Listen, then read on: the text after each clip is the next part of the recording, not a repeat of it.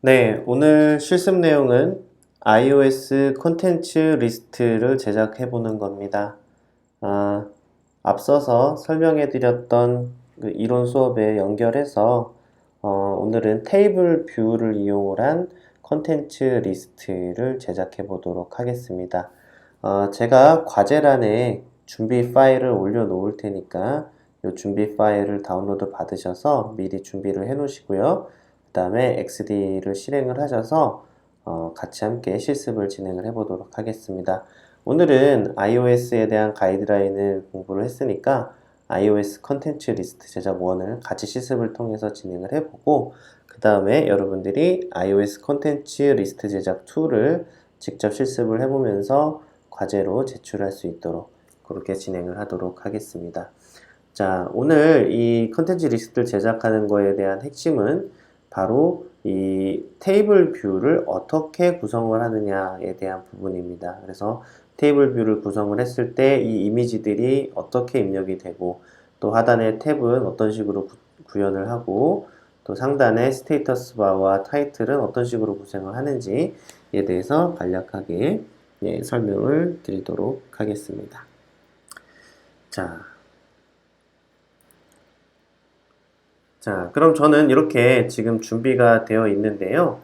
뭐 여기서 생성을 해서 진행을 할 수도 있겠지만 간략하게 준비된 iOS list 1.xd 파일을 더블 클릭해서 한번 같이 열어보도록 하겠습니다. 자, 이렇게 파일이 열렸으면 좌측에는 미리 만들어져 있는 구성 파일들이 있고요. 구성 요소들이 있고요.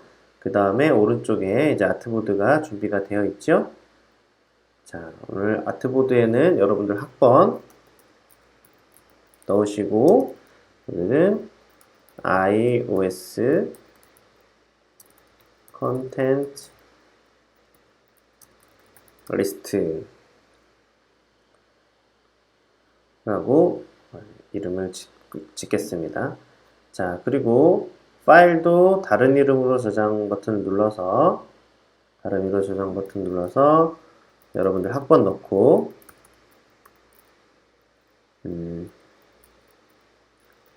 컨텐츠 언더바 리스트 언더바 iOS 언더바 1 좀 기네요, 오늘. 이렇게 파일명을 지어주시면 되겠습니다. 그리고 두 번째 실습은 숫자 2로 바꿔서 저장을 하시면 되겠죠?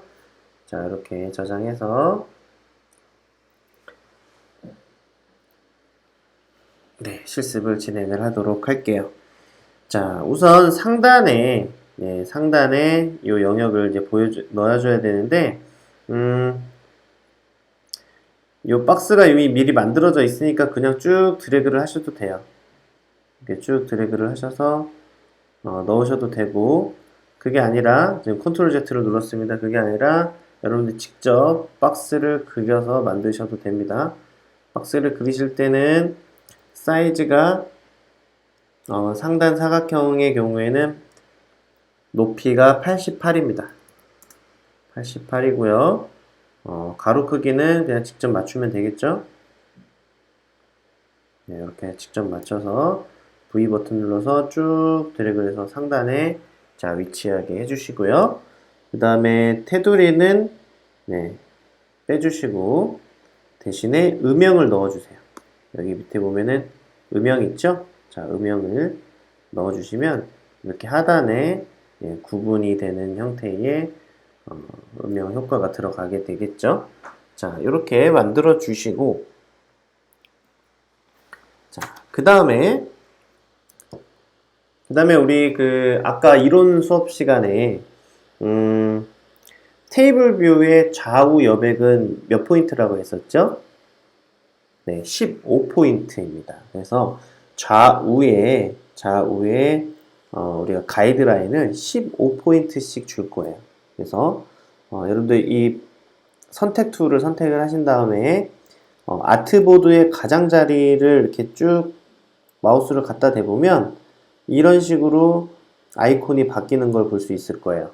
자, 여기서 이 아이콘이 바뀌어 있는 상태에서 쭉 클릭해서 드래그를 하시면 위에 상단에 몇 포인트가 지나가는지 이렇게 나오죠. 15포인트 이렇게 맞춰주시면 돼요. 마찬가지로 우측 영역도 마우스로 쭉 드래그를 해서 15포인트 이렇게 맞춰주시면 됩니다.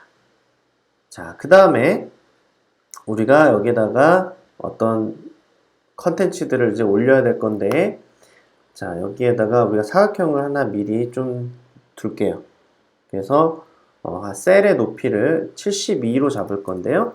72의 높이인 사각형을 하나를 아무렇게나 만들어서 이 가이드라인에 딱 붙여서 적정한 위치에, 위에 그림자에 가려지지 않을 만큼 적정한 위치에 이렇게 올려둡니다.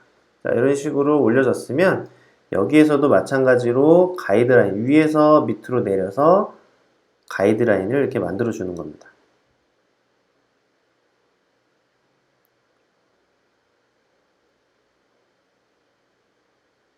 자, 이렇게 높이가 몇이라고 했죠? 72인 가이드라인을 자, 만들어 줬습니다.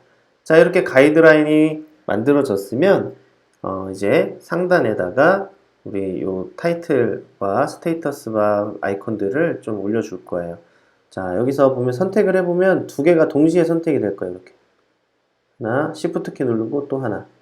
자, 이렇게 두 가지를 모두 요 배경을 선택하지 마시고요. 요 안에 있는 내용물만 선택하시면 돼요. 쭉 드래그를 해서 정중앙에 위치할 수 있게 마우스로 이렇게 좀 움직이다 보면 가로는 됐고요. 세로도 세로도 이렇게 다시 한번 할게요.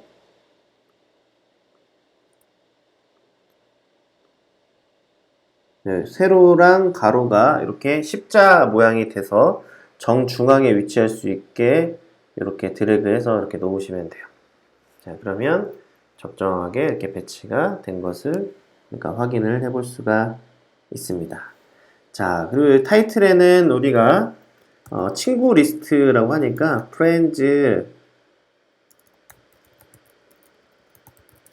friends라고 입력을 할게요. 네.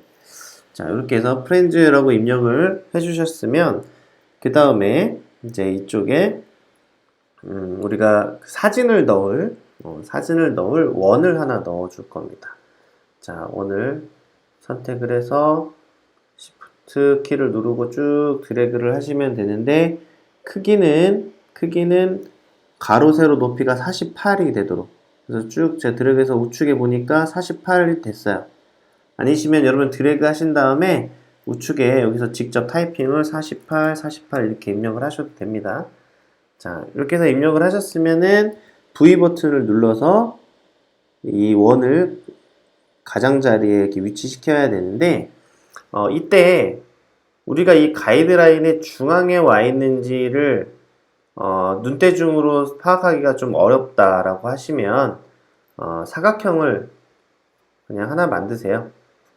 이렇게 사각형을 하나 만드셔서 가이드라인에 맞춰서 사각형을 하나 만드셔서 요 원이랑 사각형이랑 우측 상단에 보면은 세로 가운데 조절이 있습니다. 자, 이렇게 가운데 정렬 버튼 눌러서 이렇게 중앙에 이렇게 배치를 하고 사각형은 삭제를 하시는 것도 하나의 방법이 될 수 있어요. 그 다음에 여기도 마찬가지로 이렇게 가이드라인을 만들어 주고 또 텍스트가 들어가야 될 영역이 필요하니까 여기도 15의 영역을 또 한번 만들어 줍니다. 자, 이렇게 한 다음에 여기에 친구의 이름과 친구의 상태 메시지를 적어주는 거예요. 자, 그래서 텍스트를 이제 추가를 할 건데 왼쪽에 텍스트 버튼 눌러서 마우스로 쭉 드래그를 해주시면 됩니다. 쭉 드래그 하셔서 여기다가 이름을 여러분 친구 이름을 뭐 아무거나 넣어주세요. 저는 책에 있는 그대로 넣어볼게요. 로렌 데이비드. 자, 이렇게 넣고 글자 색깔은 진한 블랙이 좋겠죠? 네, 검정색으로 하고 글자 크기는 저 같은 경우에는 한 15 정도? 17 정도? 네, 17 정도가 좀 적당해 보이겠네요. 이렇게 하고 좀 두껍게 글자를 넣어 볼게요. 자, 여기서 이렇게 마우스를 드래그해서 이렇게 잡아두는 이유는 나중에 이름이 더 긴 경우가 발생을 할 수가 있기 때문에 이렇게 끝까지 이렇게 잡아주는 겁니다. 자, 이렇게 해서 잡아주시고 상단 부분이 왼쪽에 원하고 상단 부분하고 일치하게끔 여러분들 잘 위치를 조절하셔서 이렇게 해야 돼요. 그냥 이런 식으로 그냥 대충 하시면 안 돼요. 항상 왼쪽에 있는, 우측에 있는, 또 상단에 있는 이런 가로, 세로 영역과 잘 이렇게 위치를 봐서 이거 맞추기가 좀 어려우신 분은 가이드라인을 하나 더 만드세요. 이런 식으로 만들어서 이렇게 딱 맞추는 것도 하나의 방법이 될 수도 있어요. 이런 식으로. 그 다음에 또 텍스트 하나 또 추가해야 되죠. 텍스트 하나 더 추가해서 이번에는 하단에 뭐라고 넣냐면 상태 메시지네요. 그죠? Did you do well on exams? 자, 이렇게 넣었습니다. 그리고 글자 크기는 줄여야 되겠죠? 네, 굵기도 다시 바꾸고 저는 한 11 정도 12 정도 12 정도 하도록 하겠습니다. 그리고 색깔도 조금 연하게 이렇게 바꿔봤어요. 자, 그렇게 한 다음에 가이드라인을 만들어 놓으니까 좀 편하게 이렇게 위치를 잡을 수가 있겠죠? 자, 이렇게 위치를 잡아서 좀 여유 있게 끝까지 자, 이렇게 확장을 시켜주게 됩니다. 다 됐나요?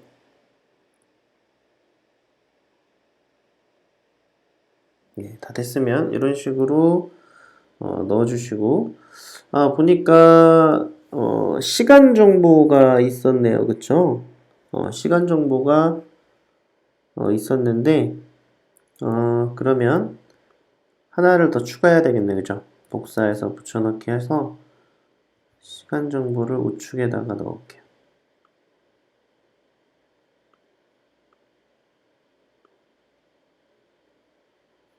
그리고 우측 정렬을 해야 될 것 같고요. 12시 45분 이렇게 입력을 하래요. 자, 그 다음에 크기는 좀 작아야 되겠죠? 다른 것보다 저는 한 11 정도로 이렇게 해보겠습니다. 이렇게 하고 크기는 시간 정보는 사실 뭐 그게 크게 달라지지 않기 때문에 여기 우측에 영역 텍스트가 아니라 포인트 텍스트로 바꿔볼게요. 자, 우측에 영역 텍스트가 아니라 포인트 텍스트로 바꾸겠습니다. 그럼 바꾸면 이렇게 바뀌죠. 그리고 우측 정렬로 해서 이 텍스트의 중앙 정도에 위치할 수 있게끔 조절을 이렇게 해서 배치를 하시면 됩니다. 네. 자, 저 같은 경우에는 좀 폰트가 여러분들하고 좀 달라서 중앙 배치를 하더라도 중앙에 있어 보이지가 않는 좀 그런 문제가 좀 있어요. 그래서 원래는 지금 보시는 바와 같이 여기까지만 딱 늘려놓고 이렇게 해서 얘를 세로 정렬을 가운데 배치를 해서 이렇게 해야 되는 게 맞는데 사실 따지고 보면은 저는 좀 환경이 좀 달라서 이렇게 좀 사실 맞지가 않죠. 네, 위치가 여러분들은 아마 맞을 거라고 생각이 드는데 제가 폰트가 적정한 이 맥 폰트가 좀 적정한 게 없어서 한번 바꿔볼까요?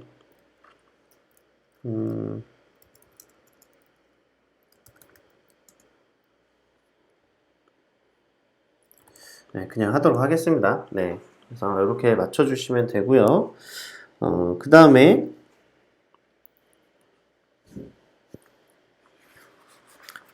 자, 그 다음에 이제 이 모든 영역들을 쭉 드래그 하셔서 전체를 다 드래그를 해서 그룹을 지어줍니다. 그룹은 Ctrl G 키를 누르면 되거나 마우스 오른쪽 버튼을 눌러서 그룹이라는 메뉴를 선택을 해주시면 돼요. 네, 이렇게 해서 그룹을 지어주면 이렇게 하나의 객체로 만들어지죠. 네. 자, 이렇게 만들어 놓은 상태에서 자, 여기서 이제 반복 그리드라는 것을 해볼 건데 자, 우측 상단에 보시면은 반복 그리드라는 버튼이 있어요. 보이시죠? 컨트롤 R 키입니다. 자, 그래서 이 반복 그리드를 클릭을 하시면 이렇게 밑에 확장할 수 있는 앵커 포인트가 생깁니다. 오른쪽에 있는 거는 가로로 확장하는 거고 아래에 있는 거는 이제 세로로 확장을 하는 거죠. 그래서 얘를 쭉 드래그를 하시면 이렇게 쭉 생기는 걸 볼 수가 있을 거예요. 어디까지 내려야 될까요? 네, 끝까지 내려야겠죠. 끝까지 쭉 내리고 간격은 여러분들이 보기 좋은 형태로 간격은 조절을 해주시면 되는데 자, 조절을 한번 해볼까요? 마우스로 쭉 드래그를 해서 이렇게 조절을 할 수가 있어요. 네. 자, 15로 할까요? 우리가 좌우 이렇게 다 15 단위로 했으니까 15로 한번 조절을 해보겠습니다. 그래서 끝까지 자, 이렇게 드래그를 해주시면은 됩니다. 그러면 이렇게 확장이 된 것을 볼 수가 있죠. 네. 자, 되셨나요? 자, 그 다음에 이제 여러분들 아까 사진도 다운로드 받았죠? 사진 여 people이라는 폴더 안에 들어가시면 이렇게 이미지들이 이렇게 쭉 있는데